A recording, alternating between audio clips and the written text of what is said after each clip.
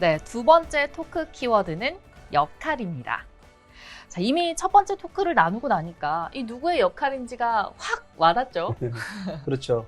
북핵 문제를 풀고 또 한반도 문제를 풀어나가서 결국은 한반도의 평화로운 통일 여기까지 가는 데 있어서 러시아가 어떤 역할을 해야 될까, 그 역할에 대한 논의를 좀 해보면 좋을 것 같습니다. 네, 맞습니다. 그래서 이번에는 한반도 통일에 대한 러시아의 역할 들어볼 텐데요.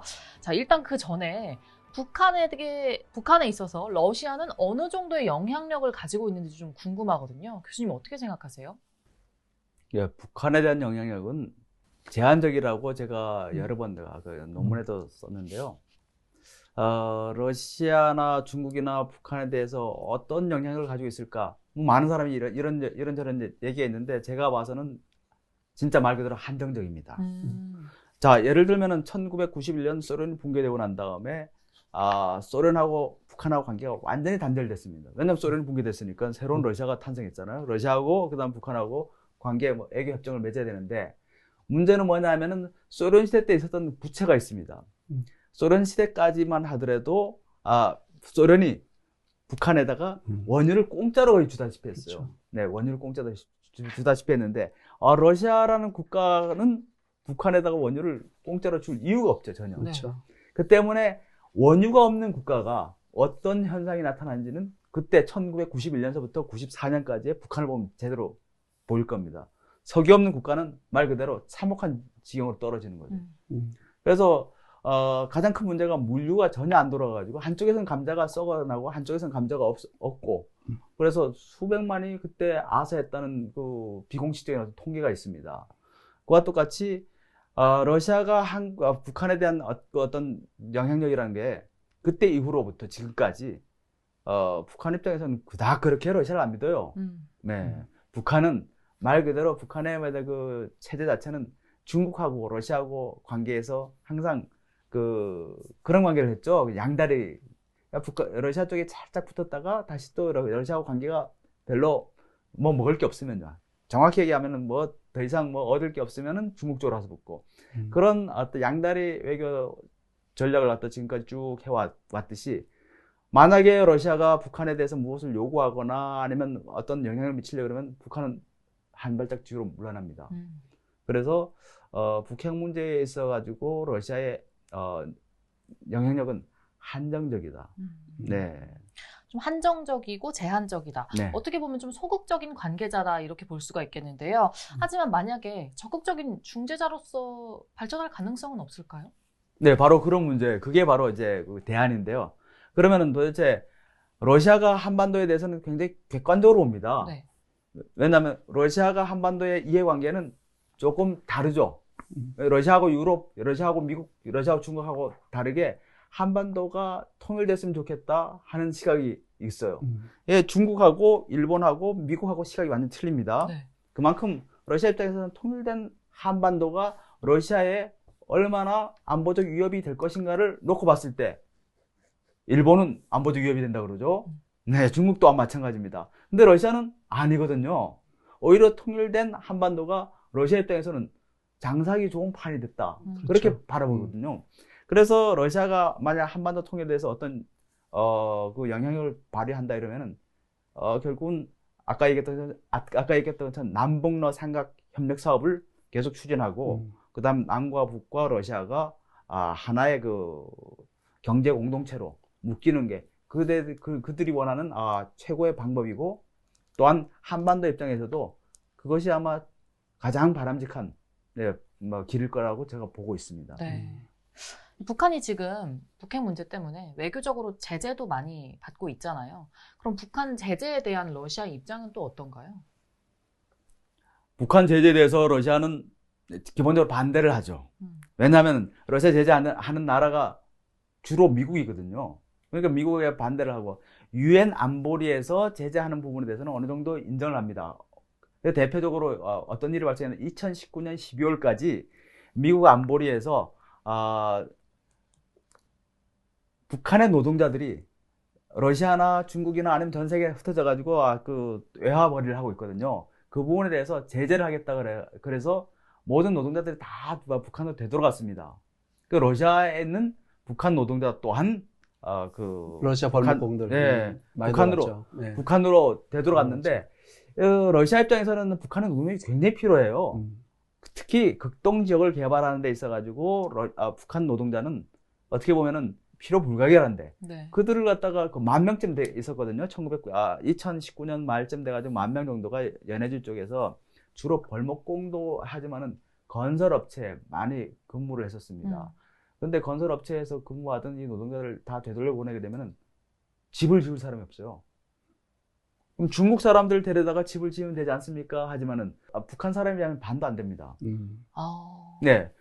그런데 북한 노동자한테는 주는 돈이 정확히 350불이었습니다. 350불이었는데 그 350불 중에서 이제 200불 정도는 북한의 그 대부서가 거기서 이제 돈을 빼가고요. 일반 노동자한테 150불이 돌아가요. 150불. 그 150불조차도 어떻게 보면은 북한 평균 노동자의 임금의 3배입니다. 그러니까 50불밖에 안 됩니다. 북한은 지금 평균 노동자 임금이. 그 때문에 나와가지고 열심히 일해가지고 돈 벌어가지고 들어가가지고 이제 가게를 하나 만들려고 하는 게 이제 북한 노동자들의 생각이죠. 우리 예전에 그 생각하면 됩니다. 1970년대 때 우리 중동붐이 있었죠. 네. 그러니까 중동에 나서 돈 벌어가지고 들어왔던 그와 똑같은 일이 북한에 지금 반복되어 있습니다. 결국은 러시아가 한반도 통일에서 가장 큰 역할을 할 수 있는 것은 남북러가 하나의 경제권은 아니지만 서로 교류를 하고 무역을 하고 거래를 하면서 자연스럽게 그 교류가 이루어지는 것, 그것이 러시아가 바라는 방향이고 또 한국이나 북한이나 그런 식으로 절차를 밟아가야 되지 않을까 하는 게 제 생각입니다. 네. 뭐 어쨌든 러시아는 북한의 입장에 좀 서 있는 것 같고 또 협상을 통해서 좀 해결을 했으면 하는 것 같고 육자회담에 대한 얘기도 있잖아요. 육자회담을 다시 좀 했으면 좋겠다는 주장도 있고요. 러시아 입장에서는 육자회담을 항상 하자 그러죠. 왜냐하면 동북아에 있어가지고 자기 영향력을 갖다 확보를 해야 되잖아요. 육자회담이라는 판이 만들어지면은 자기 발언권이 있는데 지금 상태 발언권이 전혀 없습니다. 그럼 개별적으로 러시아가 북한에다가 한마디 하고 러시아가 개별적으로 이번에 라브로프 외교부 장관이 와가지고 뭐 한마디 하고 가는 거 그거밖에 없잖아요. 제도적인 틀 속에 육자회담 하면 러시아가 공식적으로 동북아에 있어가지고 자기 영향력을 확실하게 발휘할 수 있는 터가 되는 겁니다. 그런데 미국이 그걸 원하지 않죠. 미국 입장에서는 왜 러시아가 또 들어와가지고 머리 아픈 일을 만들 이유가 없잖아요. 육자회담에 대해서 반대하는 건 미국하고 일본입니다. 네. 아니 미국하고 북한하고 1대1로 붙어가지고 해결하는 게 훨씬 더 쉽지. 괜히 거기다 러시아, 거기다 중국까지 끼어들게 되면은 미국 입장에서는 이익되는 게 하나도 없어요. 네, 육자회담. 그래서 러시아 입장에서는 항상 동북아에 있어가지고 다자 안보 체제를 구축하자. 가장 합리적인 방법입니다. 맞습니다. 전 세계 누가 봐도 그게 가장 합리적인 방법이라고 보고 있지만은 그런데 각 국가마다 이해 당사자 국가들이 생각이 다 틀려요. 그 중에 미국 같은 입장에서는 동북아에 미국이 개입할 여지가 없거든요. 동북아 국가도 아니고. 그런데도 동북아에 미국이 계속 개입하는 건 뭐냐 하면은 일본과 한국이 있기 때문에 그런 거죠. 그러니까 이 다자주의적 접근 방식은 아마 이번 바이든 정부 들어서서는 바이든도 그걸 천명을 했고 사실은 미국이 그 트럼프 대통령 당시에 그 양자적 접근 방법 했다가 사실은 그 양자적 접근 방법이라는 게 러시아와 중국을 자극하는 행동이 되고 결과적으로 지난 우리가 싱가포르 회담 이후에 비춰졌듯이 굉장히 그 싱가포르 회담 놓고 북미 회담을 놓고 중국과 러시아가 빠르게 아주 예민하게 한반도 문제에 개입을 하고 오히려 북중러 관계를 더 공고히 하게 하는 측면들을 또 직접 경험했기 때문에 그런 부분들은 좀 바뀌어 나가지 않을까 하는 생각이 듭니다. 네, 사실 말이야 미국하고 북한하고 1대1로 문제를 해결하려고 했을 때 가장 스트레스 받은 게 중국이죠. 러시아는 거기 약간 떨어져 있습니다. 네.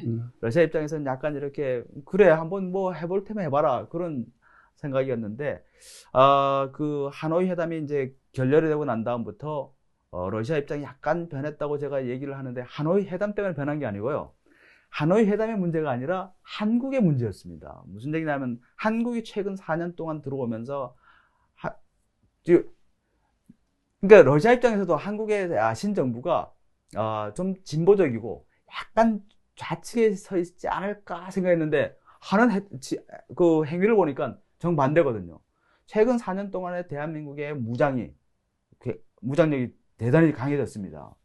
대표적으로 이제 한국의 이제 그 군비 증강이 아주 눈에 보일 정도로 탁월하게 이제 증강이 되기 시작한 거죠. 그 다음에 그 예산에 있어가지고 그 국방비 증액이 보통보다도 훨씬 더 많이 보통 수준에서 6% 7% 계속 이제 상승됐죠.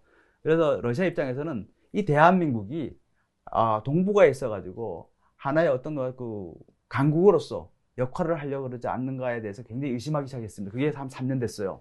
그러면서 대한민국을 갖다가 제압하기 위해서 동북아에 있어가지고 러시아의 군 활동이 활발하게 일어났는데 가장 대표적인 게 2018년에 있었던 시베리아 연합훈련인데 30만 대군을 움직였습니다. 소련 시대를 통틀어서 아니면 러시아 시대를 통틀어 가지고 그렇게 대규모 군사 훈련한 거는 최초의 세계적인 수준에서 네. 군사 훈련했는데 그것이 바로 어디서 있었냐면 연해주에서 있었습니다. 자, 2018년도에 그렇게 대규모 연합 훈련을 했고요. 그 다음에 2019년도 들어오면서 카디지를 갖다 20여 차례 침범을 했습니다. 그러니까 무력화를 시킨 거죠. 카디지 무력화라고 얘기합니다. 그 다음에 우리나라 독도 영공을 갖다 침범했어요. 영공을 침범했다는 건 굉장히 예민한 문제입니다. 그것도 중국하고 같이 했잖아요. 동시에 맞춰서. 네, 중국하고 같이 연합훈련을 하면서 했는데, 들어온 것은, 카디지를 침공한 것은 이제, 침범한 것은, 중국 정찰기하고 같이 했지만은, 독도 영공을 갖다가 침범한 것은, 러시아 군용기 한 대였습니다. 그래서 우리나라에다 그 군용기가 떠가지고, 약 360발 정도의, 사격을. 위협 사격을 해서 네. 쫓아냈죠. 네. 쫓아내려고 그랬는데 쫓아내지도 않았습니다. 그냥 사격만 했어요. 위협 사격을 해도 도망가지도 만족한 않았어요. 거네. 네, 그러니까. 그냥 천천히 그냥 지나가 버렸습니다. 효과 없는 위협 사격이었네요. 네, 그냥 상대도 위협 사격을 인식을 하고 그래도 그런 일이 발생했다는 것은 굉장히 굉장히 큰 거죠. 네. 그래서 2020년 들어오면서 더 크게 양쪽 그 충돌이 일어날 것이라고 다들 예상을 했는데 코로나 사태 때문에 네. 그 러시아도 군사 훈련을 더 이상 진행 안 하고 한국도 좀 약간 자제를 했고 그런데 2021년 다시금 이제 코로나 사태가 좀 진정이 되면 네. 러시아가 앞으로 좀 더 공세적으로 한반도 문제에 이제 개입하려고 그럴 겁니다. 왜냐하면 지금 개입해야지만은 러시아가 자기네 국가 이익을 갖다가 확보하는데 선제적으로 들어올 수 있거든요. 네. 결국은 러시아나 미국이나 일본이나 한국이나 그 주위에 있는 모든 국가들이 자기의 국가 이익을 놓고 움직이지 상대 국가의 뭐 배려 이런 거는 좀 그렇죠. 요구하기 좀 그렇습니다. 그러니까 지금 굉장히 어려운 시기에 지금 우리가 직면해 있다 이렇게 볼 수가 네. 있습니다. 이 러시아가 노린다는 그 국가 이익에 대한 것도 좀 궁금해요. 그 좀 전에 얘기하셨던 남북러 삼각협력 관계? 그건 경제적 이익이기 때문에 네. 그런 부분들은 뭐 우리한테도 이익이 되는 부분이 분명히 있고요. 러시아하고 경제적 이익 부분은 우리가 상충되는 부분이 우리나라는 없어 보입니다. 오히려 더 경제 협력이 되면 될수록 그 소련 쪽에 있는, 러시아 쪽에 있는 그 지하 자원이라든가, 그 다음에 유럽 쪽으로의 시장 진출이라든가 이런 그 문이 열리는 부분이 있기 때문에, 그리고 그쪽에서는 이쪽 아시아 태평양, 환태평양 지역의 경제권을 진출할 수 있는 부분, 이런 부분들은 저는 제가 공부해본 바로는 통일 문제를 놓고 러시아 쪽의 협력을 구하기가 가장 좋은 그런 측면이 있는데, 이제 이게 안보 문제나 이런 그 교수님도 금방 말씀하셨지만, 안보 문제는 직접적 관계는 중국하고 있지, 러시아는 이쪽보다는 오히려 저쪽, 서쪽에 우크라이나라든가 그쪽인데, 그것도 지금 뭐 사실은 안보 문제라고 하는 건 미국과 러시아의 관계는 그런 부분은 냉전 시대 끝나면서 그래도 어느 정도 좀 아주 예민한 부분이 되진 않았다. 단지 이제 남아있는 건 어떻게 보면 중국과의 관계 속에서 러시아가 어떤 역할을 해줄 거냐, 이런 부분들이 아니겠냐는 생각이 듭니다. 제 분석이 맞는지 모르겠습니다. 네. 저도 그 부분에 대해서 동의를 합니다. 러시아는 전통적으로 외교 관계에 있어서 중점을 둔 게 유럽이죠. 그렇죠. 유럽, 나토, 미국이었습니다. 근데 최근 한 5, 6년 전부터는 러시아가 신동방 정책을 해가지고 러시아가 동쪽으로 이제 머리를 돌리기 시작했어요. 왜냐하면요, 다른 거 아닙니다. 군사, 외교, 안보도 중요하지만은 경제도 중요하거든요. 네. 경제 때문에 결국은 소련이 뿌리채 흔들려가지고 무너졌다고 생각하는 러시아 사람들 입장에서는 지금 현재 러시아가 대서방매다 그 제재 조치 때문에, 경제 제재 조치 때문에 굉장히 힘들잖아요. 유일하게 탈출할 수 있는 국가가 이 동북아입니다. 동북아 중에서 중국이죠. 그래서 러시아가 주로 판매하는 것이 이제 석유하고 가스하고 지하자원인데 이 석유하고 가스 지하자원을 그전엔 유럽에서 많이 사줬는데 2014년도 우크라이나 사태가 터지면서 예. 유럽하고 그 미국하고 대러시아가 공세 정책을 펴고 있으니까 러시아가 이 가스하고 석유를 팔 수 있는 데는 유일하게 중국밖에 없죠. 네. 그래서 러시아가 그다음부터 신동방 정책 해결해가지고 중국 쪽으로 되돌아섰는데 에너지 자원의 시장으로서는 중국이 충분한데 극동을 갖다 개발하는 데 있어가지고 경제 개발하는 데 있어서 맞습니다. 스스로가 못하잖아요. 네. 그래서 러시아가 고민한 게 뭐냐면 극동 시베리아를 개발하는 데 있어가지고 가장 만만한 국가를 한국으로 본 겁니다. 그래서 남북러 삼각 협력 사업을 시작해가지고 한국의 자본과 그 다음에 기술을 그 다음에 북한의 인력 해가지고 동북아를 갖다 활성화시키려고 무수히 노력을 했는데 한국이 말을 안 듣고 북한의 핵 문제가 또 걸려 있고 그래서 되는 게 하나도 없는 거예요. 근데 한국이 말을 안 듣는 것 중에 가장 큰 이유가 뭐냐면은 결국 미국이 있거든요. 네. 러시아 입장에서는 한국 뒤에 있는 미국 때문에 한국이 아무것도 못한다. 그렇게 바라보는 겁니다. 그래서 러시아 전문가들 항상 얘기하는 게 뭐냐면 한국은 미국의 영향력 아래에 있고 미국 눈치를 보기 때문에 자기네들이 우리하고 같이 무언가 하고 싶어도 하고 싶은 게 뭐겠습니까? 한국이. 결국은 시베리아에 있는 지하자원 개발이거든요. 그 다음에 석유 가스 개발. 그래가지고 한국에 가지고 들어오는 거. 그걸 하지를 못하고 있다. 이렇게 바라보는 겁니다. 그래서 어차피 한국은 미국하고의 관계 때문에 한미 동맹 관계 때문에 자기 나름대로 어떤 전략적 자율성이 한정돼 있으니까 그걸 갖다가 극복하기 위해서도 동북아에 있어가지고 러시아의 영향력을 갖다가 확대시키는 방법밖에 없다. 맨 처음에는 경제적으로 좀 해보려고 그러는데 안 되잖아요. 근데 이제는 군사, 외교, 안보적으로 아주 공세적으로 아마 올해 특히 더 심할 겁니다. 한국을 계속 쥐고 흔들 거예요. 난 그렇게 봅니다. 한국을 쥐고 흔들면 해가지고 뒤에는 미국같이 같이 흔들리는 거죠. 웩도 독이란 말 있잖아요. 네, 그와 비슷하게 전략적으로 러시아가 예전과는 달리요. 예전에는 굉장히 한반도에서 느슨하게 접근했는데 이제는 집중해가지고 한반도를 놓고 공략을 하는 그런 단계에 와 있습니다. 굉장히 위험한 거죠. 한반도 입장에서는. 중국이 흔들고 지금 또 러시아가 흔들고 그러니까 이게 굉장히 어려운 국면에 우리가 와 있다 이렇게 생각이 되어집니다. 오늘 러시아가 또 우리를 굉장히 쥐고 흔들 거라는 말씀을 하시니까 왜 이렇게 저희 자꾸 흔들려는 사람들밖에 없죠? 그러니까요. 이게 참 한반도의 이 지정학적 운명이라는 게 뭐 네. 이게 어제 오늘 얘기도 아니고 역사적으로 늘 이런 주변 강대국들을 흔들렸던 였는데 언제 우리가 이런 부분을 해결할까요? 그러니까요. 정말. 그래서 지금 시간에 가면 갈수록 한미 동맹이 점점 더 중요하다는 거 현 정권에서도 뼈저리게 느끼기 시작하는 거죠. 그렇죠. 한미 동맹 기본 바탕하에 한국이 재래식 무기만큼이라도 강대국이 돼야 되겠다.